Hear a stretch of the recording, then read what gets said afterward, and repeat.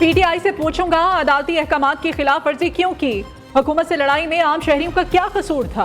PTI ने गलत किया तो हुकूमत ने भी गलत किया। 24 नवंबर को पीटीआई एहतजाज के खिलाफ दरखास्त की समाअत के दौरान चीफ जस्टिस के अहम रिमार्क्स। चीफ जस्टिस सामी फारूक का पीटीआई और हुकूमत पर बरहमी का इजहार। कहा आपने अमन अमान बहाल रखना था मगर आपने तो पूरा इस्लामाबाद बंद कर दिया। अदालत ने शहरियों, कारोबारी लोगों समेत एहतजाजी मुजाहिरीन के बुनियादी हकूक का ख्याल रखने का हुक्म दिया था। आपने तो इस्लामाबाद ऐसे बंद कर दिया था कि जजेस समेत कोई भी ऑफिस नहीं आ सका। मैं अपने ही ऑर्डर का खुद ही शिकार हो गया था।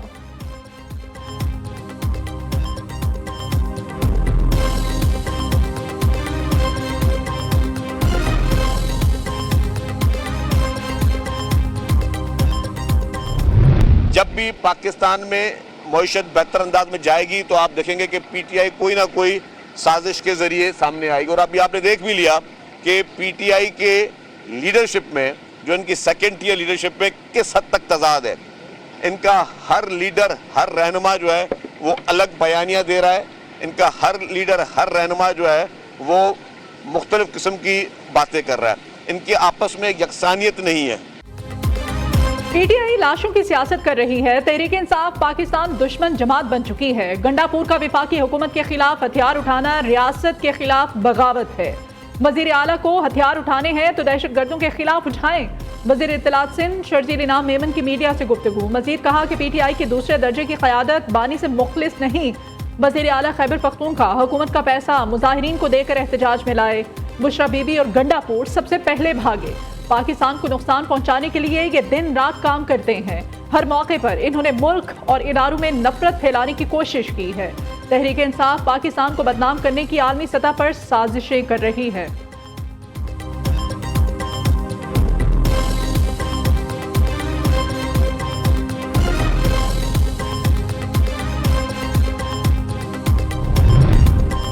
हमारा एहतजाज अभी खत्म नहीं हुआ। हम दुनिया को मौजूदा हुकूमत की फिस्तायत के बारे में बताएंगे। पीटीआई रहनुमा असद कैसर की पेशावर हाई कोर्ट में गुफ्तगू। कहते हैं हमारे गिरफ्तार कारकुनों के साथ जेलों में तशद्दुद किया जा रहा है, उन्हें खाना नहीं दिया जा रहा। गिरफ्तार कारकुनों की रिहाई के लिए कोशिशें कर रहे हैं। पेशावर हाई कोर्ट ने तहरीक इंसाफ के रहनुमाओं असद कैसर, शहराम तरकई और राजा बिशारत को 24 दिसंबर तक हिफाजती जमानत दे दी। अदालत की तमाम दरख्वास्त गुजारों के खिलाफ दर्ज मुकदमात की तफसील जमा कराने के लिए वफाकी हुकूमत को 10 दिन की मोहलत।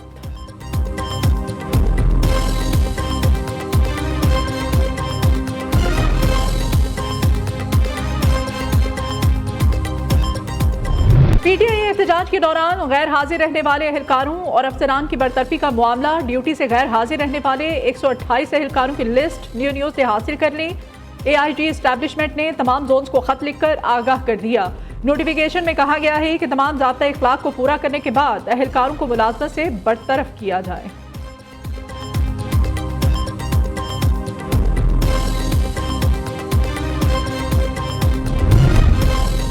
वज़ीर आज़म की सऊदी वली अहद से मुलाकात। दौरा पाकिस्तान की दावत कबूल कर ली। ये हकीकी मोहब्बत और बाहमी एहतराम का सबूत है जो दोनों मुल्कों के अवाम को जोड़ता है।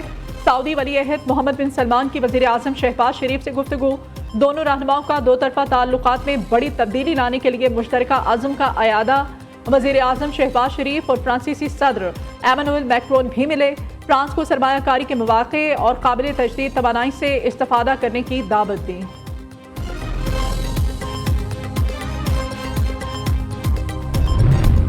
पानी की कमी पूरी दुनिया का मसला है। माहौलियाती तब्दीली के बायस खुशहाली बढ़ रही है। पानी बहरान पर काबू पाने के लिए आलमी इक़दामात की ज़रूरत है। वज़ीर आज़म शहबाज शरीफ का रियाद में वन वाटर सरबराही इजलास से खिताब। कहा 2022 में पाकिस्तान में सैलाब ने तबाही मचाई। वन वाटर समिट के इनेकाद पर सऊदी वली अहद के शुक्रगुजार हैं।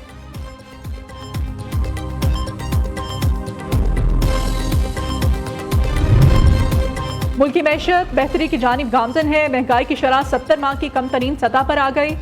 अब हमने मुआशी इस्तेहकाम की बुनियादों को मजबूत करना है। वज़ीर ख़जाना मोहम्मद औरंगज़ेब का इस्लामाबाद में तकरीब से खिताब।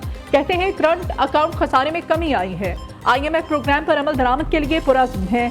मुआशी इस्लाहात का अमल जारी रखेंगे।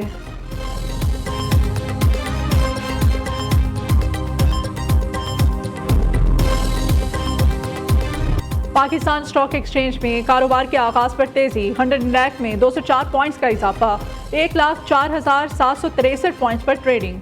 गुज़श्ता रोज 100 इंडेक्स 1,04,559 पर बंद हुआ था।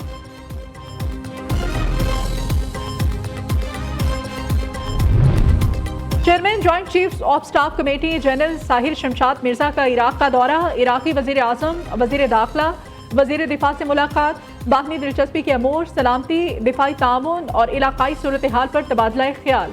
ISPR के मुताबिक इराकी मुसल्लह अफवाज ने chairman joint chiefs of staff committee को गार्ड ऑफ ऑनर पेश किया। इराकी मुसल्लह अफवाज ने पाक फौज की पेशा वराना महारत को सराहा।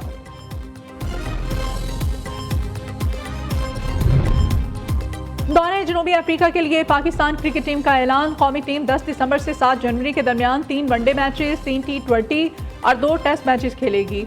मोहम्मद रिजवान वनडे और शान मसूद टेस्ट के कप्तान होंगे। बाबर आजम तीनों फॉर्मेट्स के स्क्वाड्स में शामिल है।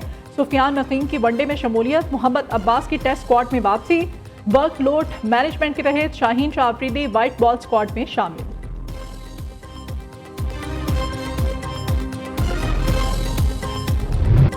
मिस इन्फॉर्मेशन और गुमराहकुन बयानिया, बैनुल अक़वामी इदारे की रिपोर्ट के मुताबिक पाकिस्तान भी मुतासिर होने वाले ममालिक की फहरिस्त में शामिल। झूठी मालूमात या मिस इन्फॉर्मेशन दुनिया को दरपेश सबसे बड़े खतरात में से एक बन चुकी है।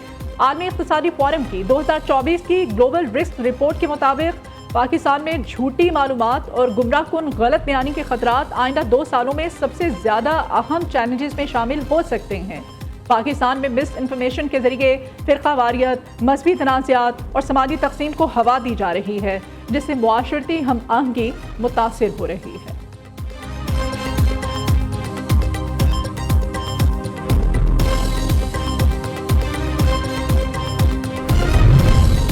डीप फेक वीडियोस खवातीन को बदनाम करने के हथियार के तौर पर इस्तेमाल की जाती हैं। पाकिस्तान में डीप फेक वीडियो से मुताल्लिक आगाही कम है। हर पेशी पर मुझे लोगों को बताना पड़ता है कि मेरी वीडियो डीप फेक है। ऐसे केसेस में अदालती निज़ाम और तफ्तीश के तरीक़ाकार को बेहतर करने की ज़रूरत है। फेक वीडियोस के मामले में मेरी पूरी फैमिली ने मेरा साथ दिया। वज़ीर इत्तलात पंजाब उस्मा बुखारी का फ्रांसीसी नशरियाती इदारे को इंटरव्यू।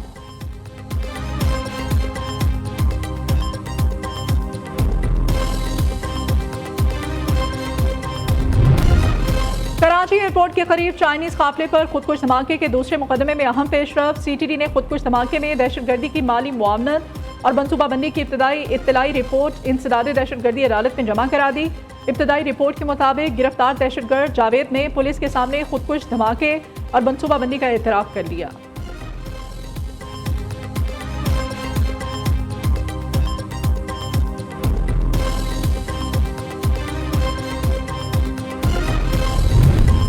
वज़ीर आला पंजाब मरीम नवाज का एंटी स्मोक प्लान के तहत सरकारी और निजी तमाम गाड़ियों की पड़ताल कराने का फैसला। पंजाब भर में तमाम गाड़ियों के लिए फिटनेस सर्टिफिकेट्स लाजमी करार दे दिए। छोटी बड़ी गाड़ियों को फिटनेस सर्टिफिकेट अथॉरिटी से तस्दीकनामा हासिल करना होगा। तमाम सूबाई वजारतों के सेक्रेटरीज और पंजाब भर के तमाम कमिश्नर्स को हुक्मनामा भिजवा दिया गया है।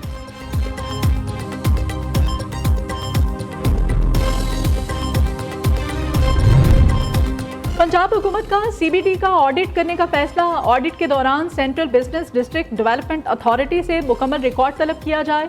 Central business district development authority की तमाम आमदन और अखराजात का ऑडिट किया जाएगा। CBD से नीलाम की गई तमाम इमलाक की तफसीलात भी हासिल की जाएंगी।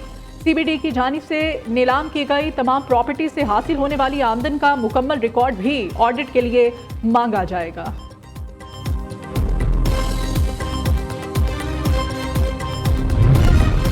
ननकाना साहब में मोटरवे M3 पर तेज रफ्तार कोस्टर मसले से टकरा गई। हादसे में 3 खवातीन जाँ बहक, 53 मुसाफिर जख्मी। रेस्क्यू अमले ने जख्मियों को इब्तदाई तिब्बी इमदाद फ्राहम करने के बाद DHQ हॉस्पिटल मुंतकिल कर दिया।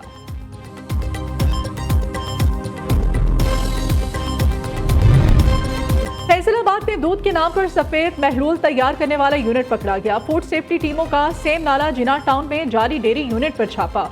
5000 लीटर तैयार जाली दूध तलब करके मुकदमा दर्ज करा दिया गया। 375 किलो पाउडर, 288 किलो घी, 2 मन से जायद।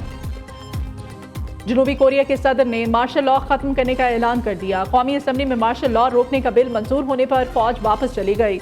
फौजियों के इनखला के बाद जनूबी कोरिया के बाशिंदों का कौमी असम्बली के बाहर जश्न। जनूबी कोरिया के सदर ने ऑपोजिशन पर रियासत मुखालिफ सरगर्मियों का इल्जाम लगाते हुए मार्शल लॉ नाफिज किया था।